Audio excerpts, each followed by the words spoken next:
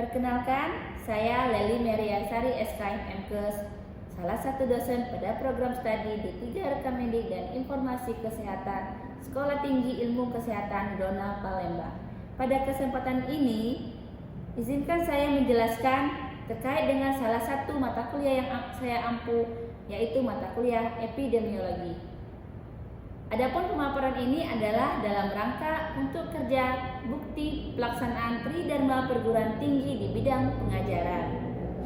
Dalam mendeskripsikan mata kuliah ini, saya menggunakan pendekatan DIA, yang mana delivery, interaction, dan assessment.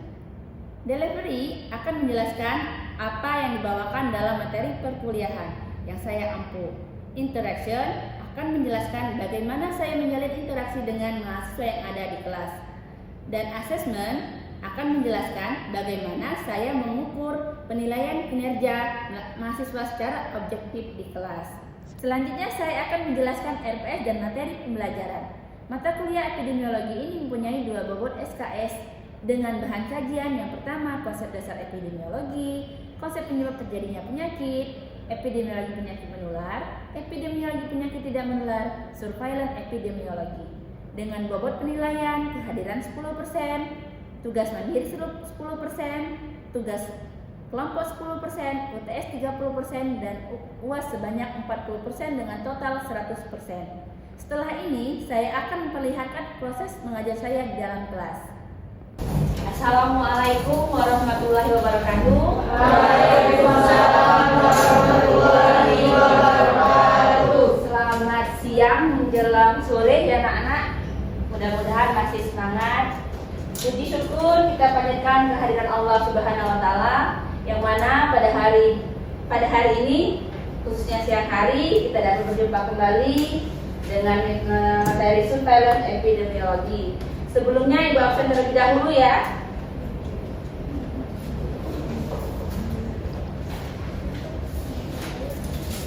Ananda Alika,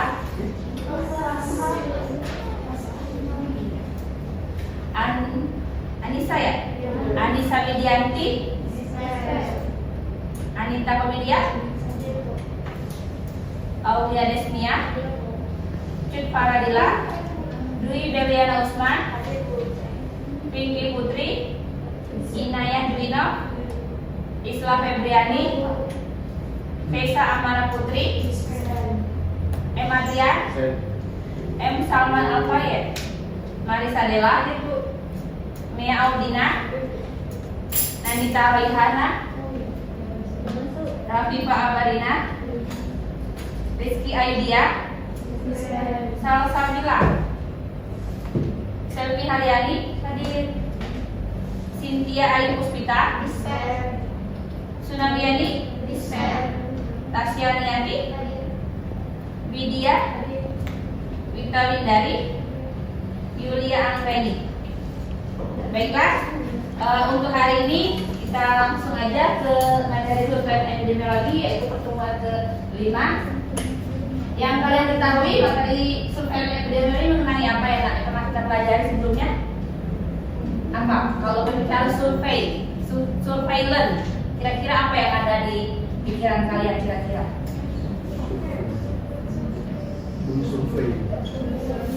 Survei, melihat, mendata. Berarti kalau surveillance epidemiologi berarti berhubungan dengan penyakit.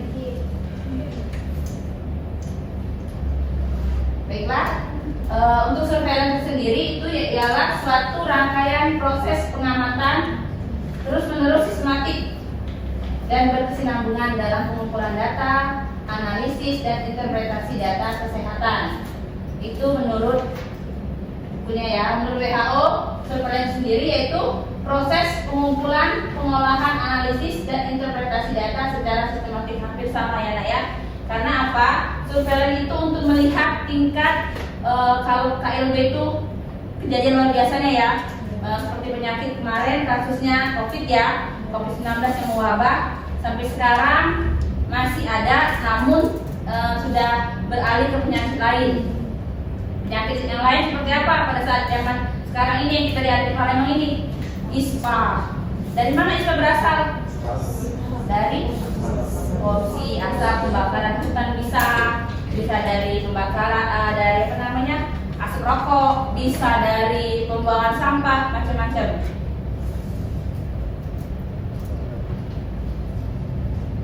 Adapun ciri-ciri surveillance yaitu yang pertama, adanya kegiatan pengumpulan data. Jadi survei itu dikumpul datanya secara kontinu, secara rutin, ya. Umpamanya dari puskes satu ke puskes yang lain dikumpul dan didata menjadi satu. Ialah yang mendata itu orang dinas kesehatan provinsi. Yang kedua, adanya kegiatan analisis, sudah dikumpul datanya, dianalisis sama orang dinkes tadi. Selanjutnya disebarluaskan. Apa guna menyebarluaskan ini? Data yang kita dapat tadi, umpamanya seperti COVID tadi, biar kita tahu sejauh mana tingkat presentasi yang mewabah di Palembang. Contohnya kita di Palembang, ya. Latar belakang kenapa kita akan melakukan surveillance? Karena beban penyakitnya tinggi. Kalau penyakit tidak ada, buat apa di surveillance? Kira-kira itu kan. Yang kedua, terdapat tindakan kesehatan masyarakat yang dapat dilakukan untuk mengatasi masalah tersebut. Seperti kita di Palembang ini ISPA. ISPA itu otomatis semua, nggak dari kalangan kesehatan aja, dari polisi juga turun tangan. Karena apa?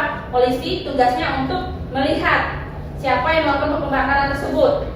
Kalau orang kesehatan tugasnya untuk melihat seberapa jauh signifikan antara yang terjadi sakit, yang kena sakit, seperti rata-rata sekarang anak kecil kan yang masuk rumah sakit kan, anak kecil, orang tua masih bisa karena mereka masih tahu harus ngapain. Tapi kalau anak kecil nggak bisa, taunya sesak, tenggorokannya kering, kembali lagi ke rumah sakit, ujung-ujung diinfus kurang cairan. Manfaat sendiri untuk memprediksi dan mendeteksi dini endemik, outbreak, endemik, pandemik.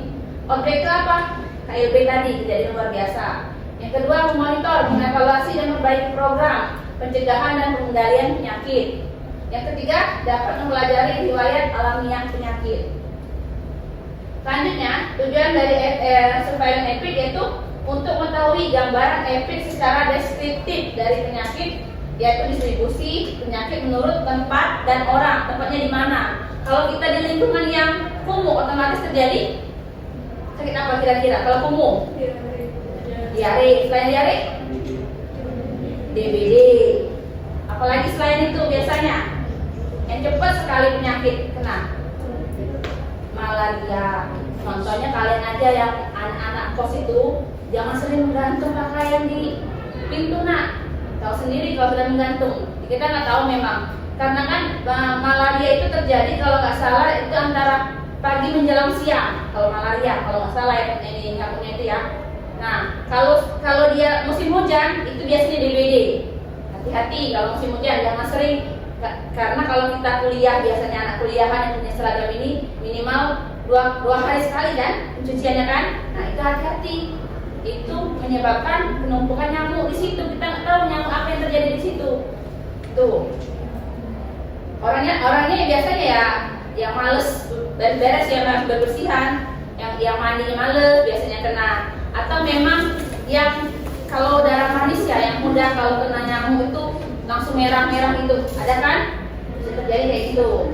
Terus menetapkan prioritas masalah berdasarkan besarnya masalah, adanya metode untuk mengatasi masalah dan tersedianya sumber daya untuk mengatasi masalah. Itu tujuan surveillance. Ketiga, mengetahui cakupan pelayanan. Keempat, untuk kewaspadaan diri terjadinya KLB. KLB ini kenapa sering dilakukan sama orang biasa, orang memang lulusan epidemiologi, memang mereka berkecimpung di data. Siapa yang membantunya? Rekan-rekan dia yang berprofesi, mungkin dari dokter bisa, dari kesehatan lain bisa, perawat, tenaga yang lain, tergantung yang ada di puskes tersebut. Selanjutnya memantau dan menilai program. Nah, memantau dan menilai program. Kira-kira penyakit ini layak nggak untuk kita sebarluaskan? Bagaimana cara pencegahannya? Bagaimana cara penanggulangannya? Selanjutnya, macam-macam surveillance. Surveillance berdasarkan ruang lingkup, yaitu yang pertama surveillance epidemiologi penyakit menular. Contohnya apa menular? Yang paling mudah, influenza. Jadi kita tuh kalau batuk itu ada etika nak ya, harus ditutup. Lihat kan kalau sering ke puskes, kemarin sempat DKI khusus kan, ada tuh etika kita ngantuk, ada etika kita berbicara, ada bersin pun ada. Kedua, surveillance epic penyakit tidak menular. Tidak menular itu yang bagaimana? Biasanya keturunan seperti DM, hipertensi, terus apalagi ya, banyak yang lainnya, kanker juga bisa. Tapi untuk zaman sekarang ini kanker itu udah lagi keturunan, nah. Sudah sudah menjadi mungkin pola hidup dan gaya hidup yang menjadi penyebab kanker itu. Banyak sekarang kanker, macam-macam kanker kan. Kalau untuk wanita biasanya kanker payudara, kanker serviks. Kalau untuk laki-laki ada kanker prostat. Jangan salah, jangan kalian bilang aman enggak, masih. Apalagi merokok, kurangilah merokoknya, kena juga itu. Terus surveillance gizi. Ini surveillance gizi ini biasanya membahas masalah gizi buruk dan gizi baik, lebih ya. Perilaku, nah ini perilaku apa? Merokok biasanya. Terus pengelolaan pelayanan kesehatan, lingkungan dan kesehatan kerja, kesehatan jiwa, dan KLB.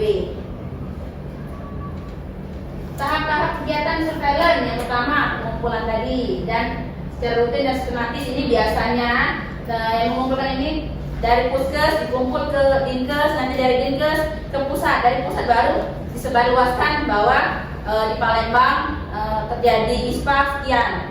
Pasti itu ada nanti apa gunanya untuk ke media sosial seperti contoh televisi secara umum ya, di SCTV segala macam itu kelihatan nanti bahwa di Sumatera Selatan pada tahun sekian, pada bulan sekian terjadi ISPA. Gimana cara penanggulangannya? Semua pihak turun tangan. Kedua, pengelolaan penyajian, nah diolah tadi. Terus disebarluaskan ke ibu tadi. Setelah dapat informasi setelah rampung, dikirim ke pusat, dari pusat disebarluaskan melalui media sosial bisa, dari televisi bisa, berbagai macam lah.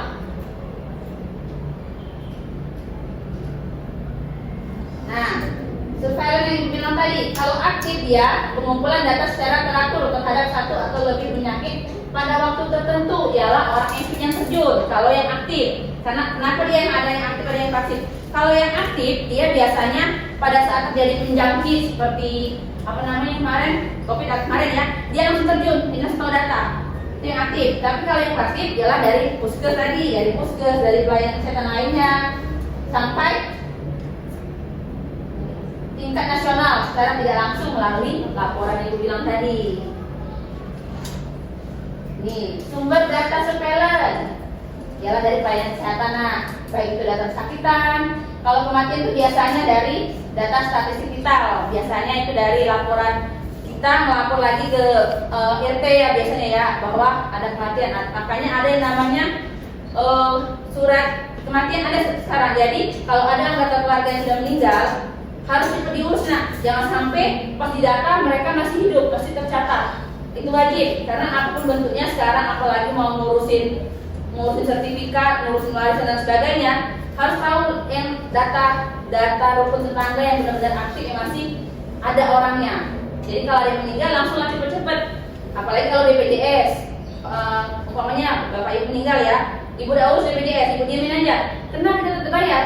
Harus bayar, karena kita tidak mencabut data tersebut. Tuh. Yang ketiga, data endemik, laporan wabah. Yang keempat, laporan penggunaan laboratorium. Nah, itu juga termasuk. Apa gunanya tadi? Seperti kita kan, kalau COVID kemarin kan ialah hasil swab kan, dilihat nih, instansi A terjangkit sekian, instansi B sekian. Sama halnya kemarin sempat yang kita lockdown kan, karena ada yang terjangkit. Coba tidak ada yang terjangkit, ibu rasa masih ketemukan. Berhubung ada yang terjangkit, kita sempat seminggu, 2 minggu tempoh hari ya, yang nggak masuk kan terjangkit. Terus yang kelima, laporan penyidikan kasus secara individual dapat digunakan sebagai sumber data kegiatan surveillance. Individual itu hanya sekelompok, nah, umpamanya di daerah terpencil ada terjadi gizi buruk atau gizi baik. Yang keenam, laporan penyidikan wabah, ya yang COVID tadi salah satunya. Yang sekarang kita di Palembang ini ISPA. Yang ketujuh, survei cara penelitian epidemiologi untuk mengetahui prevalensi penyakit di masyarakat, kira-kira yang mewabah apa. Itulah yang diangkat di topik di masyarakat. ya. Karena kalau untuk ISPA ini yang terjangkit kayak di Nusa Selatan ya.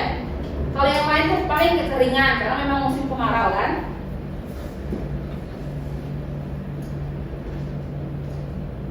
Selanjutnya, nah dari sini ada pertanyaan.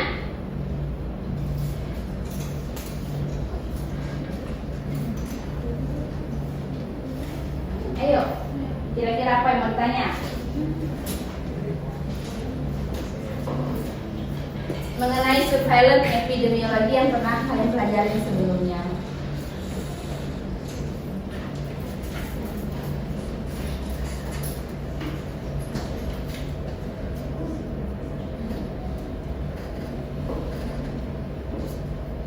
Ayo, silakan. Siapa yang tahu outbreak itu apa nak? Yang ini bu, bencana sama KLB. Nah, Maksud yang KLB itu kayak apa? kejadian luar biasa. Ya seperti contoh COVID, itu kan KLB namanya. Yang tiba-tiba pada saat itu terjadi. Atau bisa jadi kayak bencana yang banyak. Sekarang Palembang ISPA itu termasuk ISPA termasuk KLB karena dia menjangkitnya cepat. Tiba-tiba langsung naik ratingnya kan. Kita juga kan ada di sudut, kalau nggak salah di radial itu ya, ada pendataan bahwa di Palembang ini polusi udara tertinggi kan. Nah itu bisa terjadi. Itu diambil datanya pada saat kejadian, pada saat ya sekarang ini kalau kita lagi ke FPD ini, mana kita juga di kemarau kan. Jadi benar-benar tingkat sakit itu tinggi. Kalau kalian coba ke rumah sakit, apalagi zaman sekarang ini, untuk kelas 3 itu pasti penuh. Karena ibu sendiri juga sudah survei beberapa rumah sakit, kalau untuk kelas 3 dia penuh. Karena apa? Mayoritas kita ini rata-rata mengambil BPJS-nya kelas 3. Makanya rumah sakit selalu penuh dimanapun sudah ibu survei sendiri, kayak umum penuh kelas 3-nya, kayak Bunda, kayak rumah sakit Medija, itu penuh semua. Karena memang lagi kasus, anak kecil kan nggak bisa bertahan, nah. Apalagi kalau dia lagi demam tinggi, banyak penyebabnya. Bisa dari ISPA, bisa dari kurang minum. Nah kita ini sekarang diusahakan minumnya lebih dari apa yang kita lakukan. Kalau biasa minum 4 cangkir sehari, ditambahkan lagi. Karena kalau sudah sakit tenggorokan banyak pengaruhnya, nah. Tidak hanya ke sakit tenggorokan aja, ada penyakit lain juga menyertai. Hati-hati, ya. Nanti ujung-ujungnya malas makan kan? Apa yang kena? Mah. Biasanya dari mah, enak kalau hanya mah. Sekarang kebanyakan kalau kita berobat ke dokter biasa dibilang mah. Nyatanya pas diperiksa lebih lanjut bukan mah lagi, nah. Sudah penyakit kronis, bisa jadi kayak batu ginjal, bisa terjadi itu. Bisa jadi kayak batu empedu. Makanya obat dari sekolah obat itu sebenarnya air putih. Air minum mineral itu air putih biasa yang dimasak juga nggak masalah, nggak harus air aqua, bener nggak harus. Jadi banyak-banyak minum, ya. Selanjutnya ada pertanyaan lagi?